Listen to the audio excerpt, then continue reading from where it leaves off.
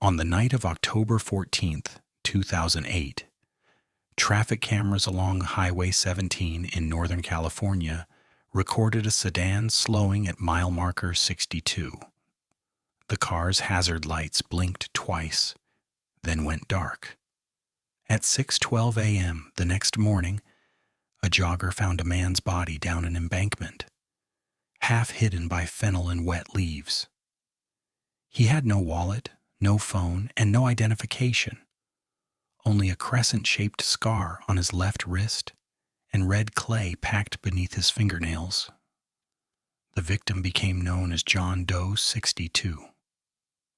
The case stalled almost immediately. The nearest towns were miles apart. Cell service was unreliable, and the stretch of road had no businesses or homes. Investigators cataloged the evidence: blunt force trauma to the head, defensive wounds on the forearms, and fibers that didn't match the victim's clothing. The red clay, distinctive to a quarry 20 miles inland, suggested he'd been somewhere else before his death. 3 years passed. Leads dried up. The file grew dusty.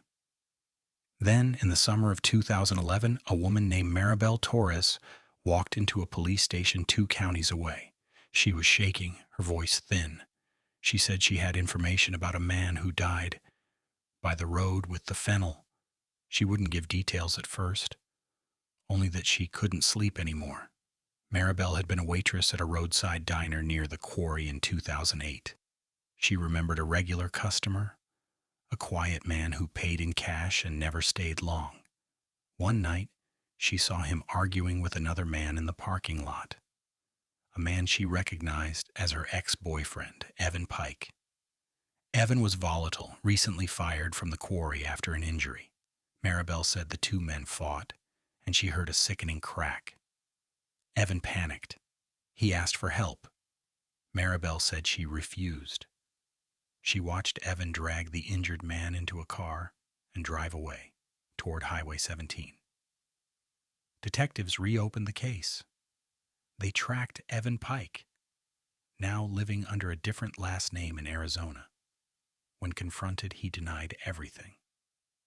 But a search of his old storage unit turned up a pair of boots with dried red clay and faint traces of blood. DNA matched John Doe 62. The victim was finally identified: Samuel Reed, a freelance surveyor who had been documenting unsafe quarry practices. He'd been meeting